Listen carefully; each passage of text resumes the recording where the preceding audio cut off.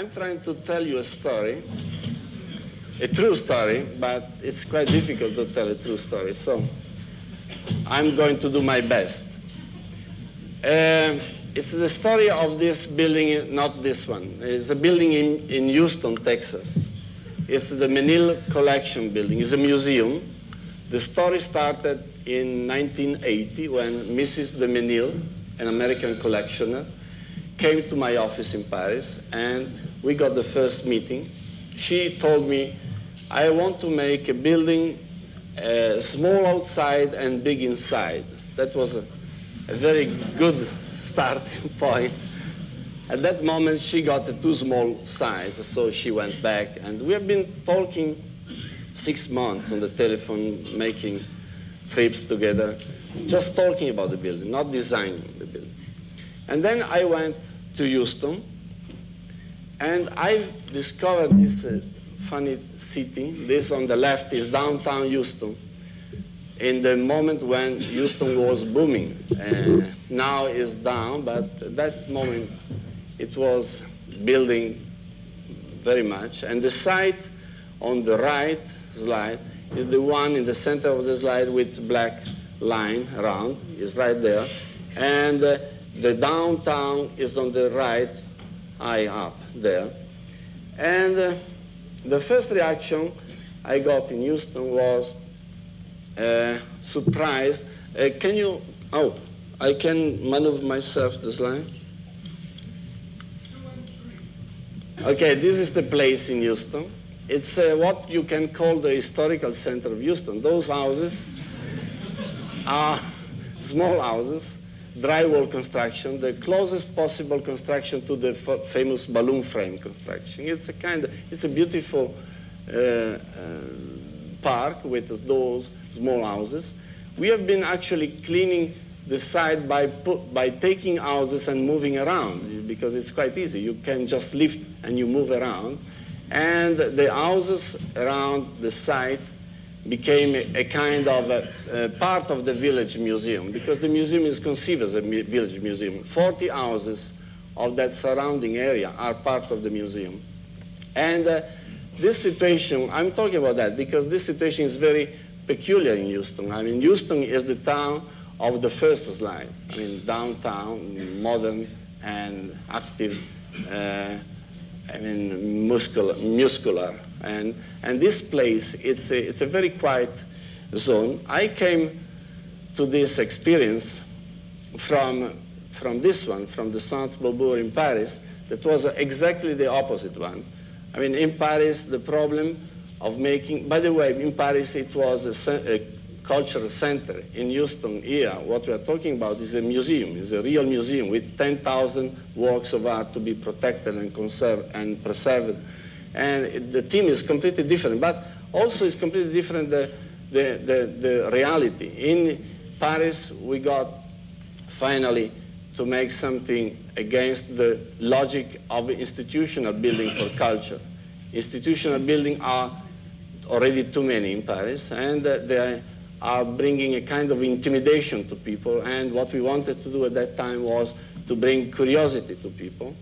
And so the experience of Beaubourg in Paris was exactly the opposite than the one I found logic to have in Houston, where you have a town without any roots, any memory, and the museum was going to be designed and built as a place of quiet thinking and quiet use of the collection. I'm just showing the slides because I can't tell you the true story about the Menil collection in Houston without explaining what happened before and during that construction. I mean, those are just to remind, you know, this building in Paris, it's very well known, and somebody thinks is a kind of example of high technology. That is not true, by the way, because it's a gigantic prototype made by the hands. It's more a product of a craftsmanship. It's really made piece by piece by hands. And Mrs. de Menil, she came then, and we started to work. For a long time, we didn't design the building. I'm talking about that because I think one of the tragedies that everybody starts to design immediately, and you have to listen to people. We have been listening each other for a long time, and she was also very worried about that because she started this scheme with Philip Johnson, I believe, 15 years ago. Then she stopped it, and then she went to other architects. She finally found Louis Kahn, and then he died. So for a long time, well, it's nothing to, no, but that happened. He was doing a very good scheme, and she was very, very keen about having an architect with her that wasn't going to design his building, but her building. And I'm showing on the left this building in Houston because this is the building where she has been working with the team, with the conservators for a long time. It's a kind of factory where they've been mixing all the time the intellectual work with the practical one, building and testing and trying to understand. And that atmosphere was very familiar to me. This is our house in Houston, San Felipe Road. Is a piece of museum, in fact. The 10,000 piece of the collection, mainly primitive art and also symbolist. And those are beautiful pieces of primitive art in our house. And the collection has been, up to now, in Paris, in New York, in Houston, everywhere. And right now, the building is going to open on the 4th of June to the public. So right now, in this moment, all the collection is coming together. This is one room in our house that was the first example of what we have been immediately calling the treasure house. And, you know, the building was immediately conceived as a place where you have to preserve forever 10,000 pieces of art. In this sense, the building was going back to the original concept of a museum, a place where you keep art, you preserve art, and that's a terribly difficult job in Texas, where you have humidity and temperature going up and down, and incredibly difficult conditions. This was the first sketch from her on what we have been calling the treasure house. The concept is that somewhere in the building we got to build a safe with exactly the good hygrometric value and temperature and condition for preservation for the different situation of the collection, because we have organic materials, we have every kind of different materials, so we got to preserve the pieces in the best possible condition. This idea of preserving the works in the most perfect way was also coming with another important idea of the client, to work on the light. To work on the light was our idea from the beginning. The natural light, she wanted to work with natural light in such a way that you can feel the day going, you can feel the clouds coming and going, and the light should be not dead, should be not perfectioned, should be something where you feel the brightness and the life. We have been spending a lot of time, I said, with her, myself, and Peter Rice and Tom Barker, the engineers from Overharp and Partners, and my team over there. I've made an office in Houston called Piano and Fitzgerald, and that's the way we've been working with them. And this gives me the opportunity to say something about the work with the client. I was very used to work with people of other disciplines. By example, this building on the right is the IRCAM, the building for acoustical research in Paris, made with Pierre Boulez and Luciano Berio and other people. And we have been in such kind of building, you really don't understand after a while where you start to be architect, where the client stops being the client. There is a kind of aller-retour, continuous feedback between the two. Well, it's maybe obvious, but the idea of listening, carefully listening to the client, is it's a very important idea. You know, my conviction is that too often architects are approaching the job bringing too much of tension in the sense that the first preoccupation is quite often to make things they have already in mind. I mean, to make the piece of art, and that goes away from the normality of the relationship where you have to give a service. What I'm saying is not moralistic. I'm just saying that to try to make architecture, you have to abandon that. You have to understand. This is another job I did with musicians. I'm talking about musicians because they are particularly delicate people. This one is a job I did for La Scala in Milan, for Luigi Nono opera, the Prometeo. This opera wasn't finished when he called me, and then we actually designed the space, the musical space, in the same time he was finishing the opera. And this is inside the San Lorenzo Church in Venice, because that's where we did the prima. And the building we did was kind of a kind of big acoustical chamber. It's a kind of violin. It's a big one. People is inside. The material is wood, and the wood not only because it belongs to the memory of musical instruments, but also because the resonance of the material, the quality, the physical quality of the material is the right one. And we have been actually building the big violin and making in such a way that you can tune up in the different place where it was going to work. Here is in a big factory in Milan, not far from La Scala, where is used for a kind of opera where you have not one source of music, but you have polycentric system. So you have many sources and a different level, and the public is sitting in the center. I'm just talking about that because that's what was happening in the same time we were making the Menil collection in Houston. Well, on the right you can see this one of the first sketch of the system bringing light inside. I mean, the light, I said the research on light was one of the most important things. What we designed was, you can understand from this sketch, a number of leaves. We have been calling leaves those elements made in ferrocement. And the light comes from the right because Houston is built on the north, south, east, west diagram. So we put the building in such a way that the south is on the right, and the light comes inside, make one bound back and comes down. And of course, the skin, the waterproof skin, is above that. And on the light, we've been working again without actually designing the building. I mean, just keeping quiet on that, because we felt we got to build up more and more about the spirit of what we were going to make.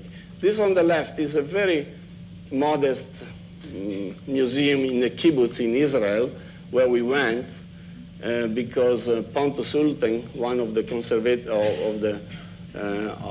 the director of the Museum of Modern Art in Paris, told us we were going to find beautiful solution that we didn't find, of course. But that trip was a very important one, and this sketch, for example, was made in that building. And of course, the concept is very simple. It's just based on double reverberation, because by doing that already you cut 70% of the ultraviolets, and of course the rest is also filtered by the waterproof skin. On the left, I'm in the night in the office garden trying to make tests. We've been working on two different levels on this light. We have been working on mathematical basis by doing computer analysis, and also we have been making tests, making physical tests. This is what we have been calling the solar machine. That is a pompous name to say something that we built in Italy to be able to reproduce the latitude of Houston, and so the angle of the sun working on that, engineers working on the model scale 1 to 10. So the two parallel processes, the mathematical one and the practical one, the experimental one, went on up to the moment when, this is another model, well, up to when we made the full-scale model. This one on the left is not a real building, it's a full-scale model we built at the end of that process. The sculpture and the painting they're real, of course. Well, at that moment, I'm insisting on that because I really believe that architecture is a quiet game. It's something you build up step by step. And at that moment, it was getting clear that the building was going to be a place where immaterial elements like the light, vibration of light, transparency, and everything that you can't actually touch but becomes so important was going to be essential. In the same period, on the right, you can see the model of the Calder, Alexander Calder exhibition I did in Turin. That was the first time 450 pieces of Calder was put together. It was in a sport hall, big one, 15,000 square meter, and we did everything. We put the dark in the space, and then we just put the light on the pieces. And they were moving in a sort of microcosm where you can see on the eye up, on the building was 28 meters high. So the big mobile were moving up there, and down you can see the system where we put the small parts. One of the problems was, and here in this exhibition, for example, everything is immaterial. I mean, actually, the space was built by light, sound, and air. It was made in August, and one of the most important things was to get in the building and to feel the fresh atmosphere of a cathedral, for example, of a church, and that was essential. The air was moving inside, and the mobile were also moving. Well, that's another picture showing up there in the air is the International Mobile, one of the most beautiful mobile of Calder, white, moving quietly, and all that was quite magic. And this is a picture taken in a zone where the space is more domestic because the pieces are smaller. One of the problems with Calder is that you have pieces 10 or 12 meters big, and then you have something that makes only a few centimeters. So we got to build that. Another job is the rehabilitation of the Palladio Basilica in Vicenza, and in this space, this is one of the two Piazza delle Erbe, beside the Basilica. And in that big space, what we are doing is also working with non-touchable element of the space. The light, the ventilation, the sound. This is the diagram made by the computer showing the movement of the air. If you warm up the floor, the air goes up. It's a kind of aerodynamic diagram of the air, and then getting cold and coming down on the side and getting up again.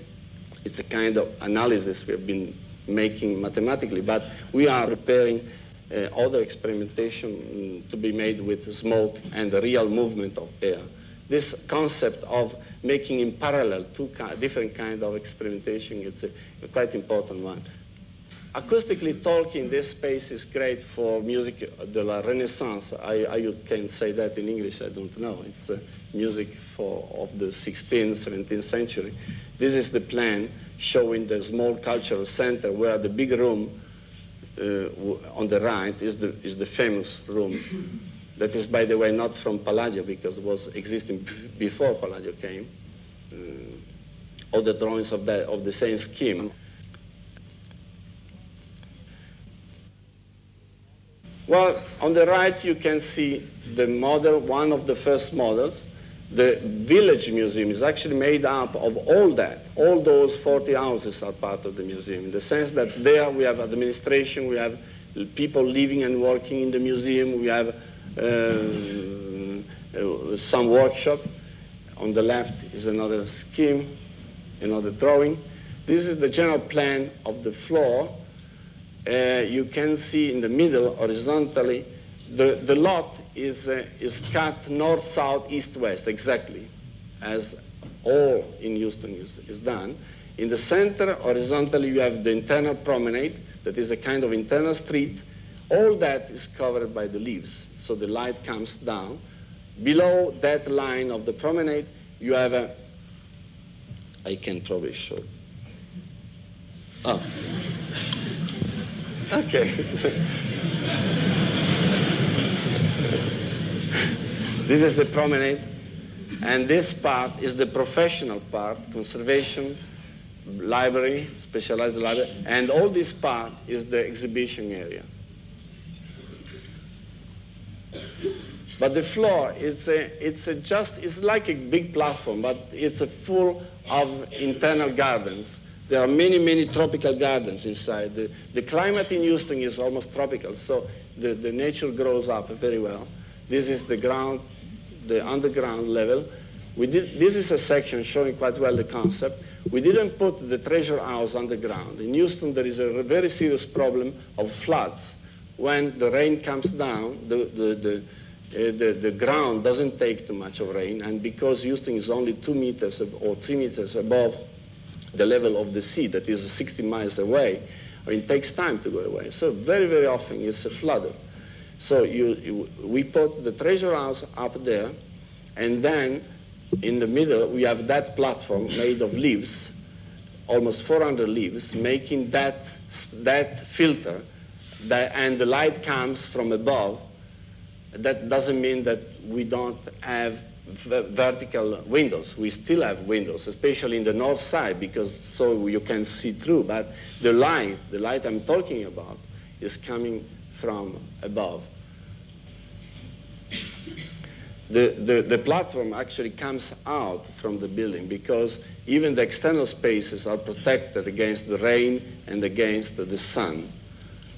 It's quite essential to understand one point. The two things, the idea of the treasure house where you keep works in a good conditions, conservation conditions, is very much connected with the idea of having natural light, and quite strong natural light. The light we got in the building right now, it's sometime around 1,500 lux. That is too much in a usual situation. Usually in a museum you have 400, 500, sometimes 600. But that's because you leave pieces in a certain position forever, or for 10 years, 20 years. But when you have a dynamic use of the pieces, so the collection is up there, but from time to time, for 3 months, 100 or 150 of those pieces are coming down, and then there is a kind of circulation. So in the period they stay down in the exhibition area, they can support a level of lighting that is bigger than the usual one. And the result is that, first thing, the pieces are seen in a beautiful light. They are seen in a live light.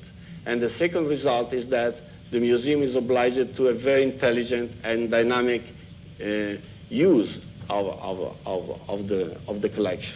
Of course, just to give an immediate answer that is fundamental, people visiting the museum, and specialists, people wanting to see every piece of the collection, can go up in the treasure house and they can visit all the pieces, because they are all on show.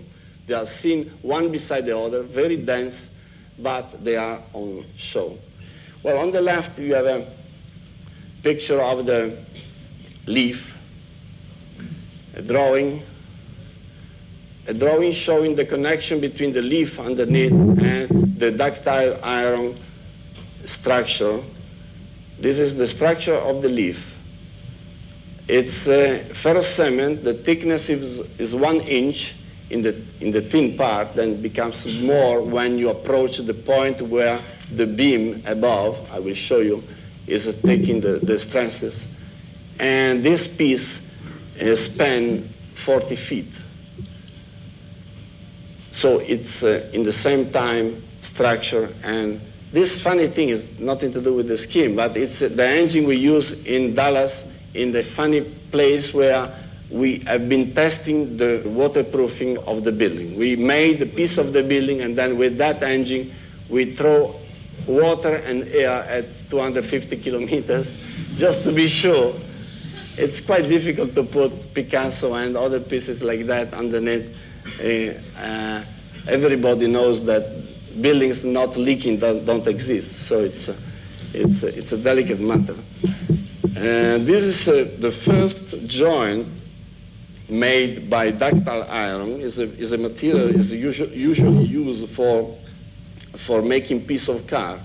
By the way, those pieces, 7,000 pieces, has been made by car manufacturers. This is the mold of that piece, and this is Shunji Shida, one of my associate architects, with the model, just to show our works. The ferrocement works with the light ferrocement beam.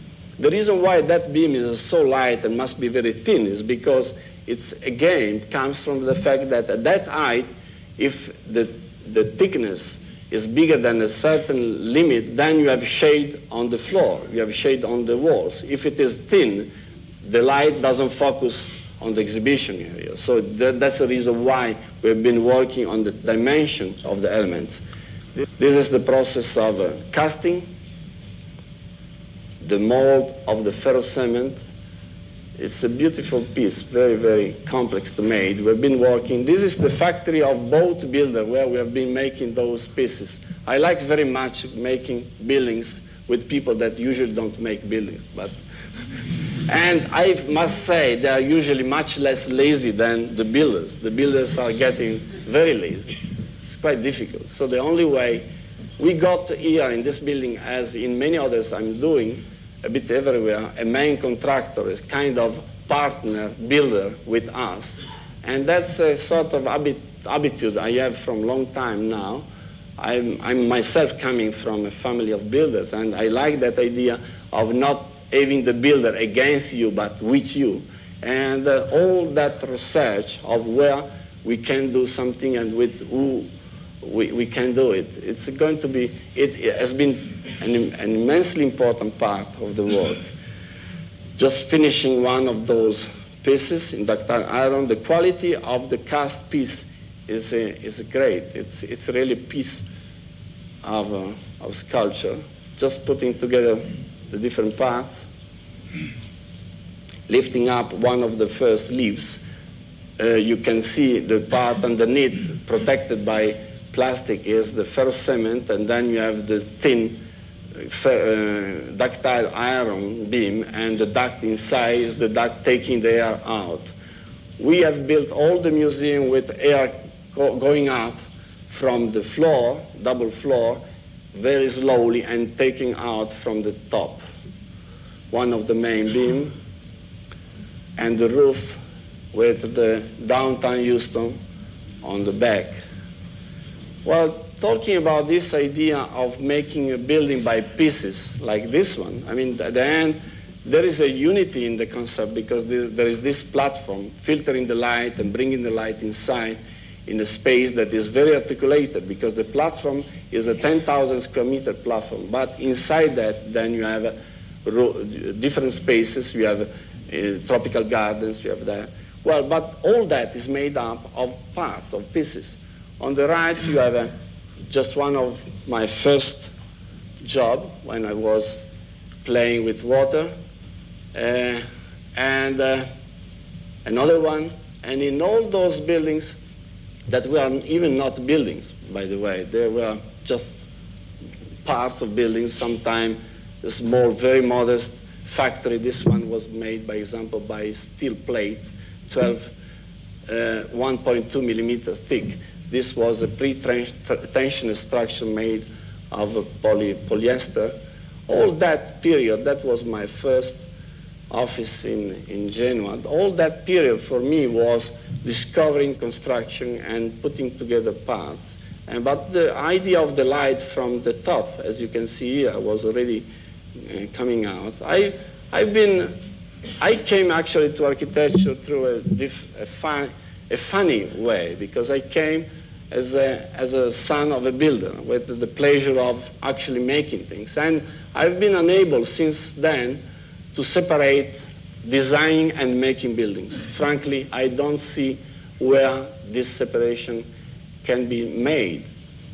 And that's the reason why, by example, this is a piece of the IBM traveling pavilion that came, I think, to Amsterdam last year.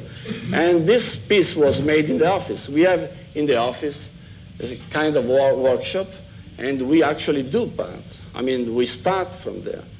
And this is not that's just to bring the site to the office immediately. I don't believe in that separation. I frankly think that making the building or making part of the building, it's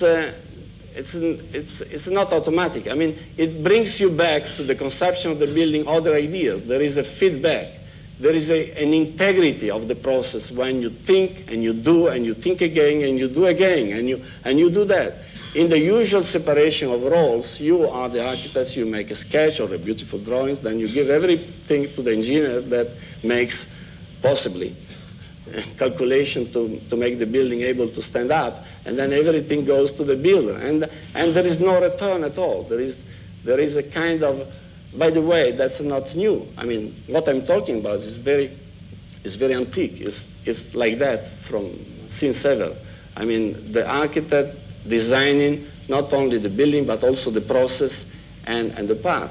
Here we are discussing with Peter Reins, the engineers, in the garden, and you can see how is wired, because of course that's another big point about working this way, is that you have to accept that there is no separation or specialization between yourself and the engineers, between the different disciplines. And everybody is talking about pluridisciplinarity, but actually, usually that doesn't exist. Usually there is a kind of a cascade process, and you design and somebody else makes. And to adopt another attitude, it means a lot. I mean, you have really to learn the art of listening to people and to other specialists. This is a test in the factory. This was the first test of the building we did in the office, and those people there, that was mounted on the beach in the weekend, and that was built in the office. I mean, that's what we usually do. This is the same building in Paris going up, details showing. Here again, of course, you can talk about high technology, because the wood is glued, is laminated wood, and the joint is a joint made of cast aluminum, and the skin is a polycarbonate. But at the end, everything came from this quiet process of step by step, designing every part and understanding. And this is the skin seen from outside. The space is quite magic inside. Well, let's go back to Houston, to the story. Then we started the site, another view of the site. This was my preferred workman on the site. The skin of the building has been made of cypress, very old trees of cypress. We have been running around up to when we found cypress 1,000 years old, very, very old trees. It's a very good wood. And the reason why we did use that was because, not because the houses around were cypress, but because it's in that atmosphere, humid atmosphere, that's the right way to build. I mean, the drywall construction is a very, very good way to build. The skin is aerated. The air passed by on the behind of the skin. And, well, you can easily understand. Of course, the building is made in such a way that the park must come and must eat the building, must be very aggressive. But the plant, those pictures were taken 6 months ago. Now the building will open in June, and I hope that the trees will grow up quickly. Well, in general, the building, it's a kind of understatement. It's a warehouse. It's a real warehouse, but that's also polemic. It's polemic against the triumphalism of museums that is today so popular in a bit everywhere. I mean, this is the building the client wanted at the end. It's a space where you can feel the function quite well. Let's go on. Other views.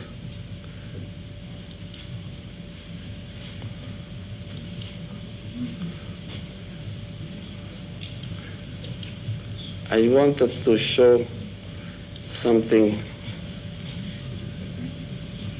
Well, the windows, the building is not finished here, but the windows looking north are made in such a way that you can communicate horizontally. This is one view still in construction because that was a test. Well, that was a mobile of coal that put there just to test. This is the promenade. As you can see in the leaves, the bottom part of the leaf is a track for the lighting. Of course, the artificial lighting is there, but only works on a specific situation. This is one view still in construction. The pieces are real, but that was just a test.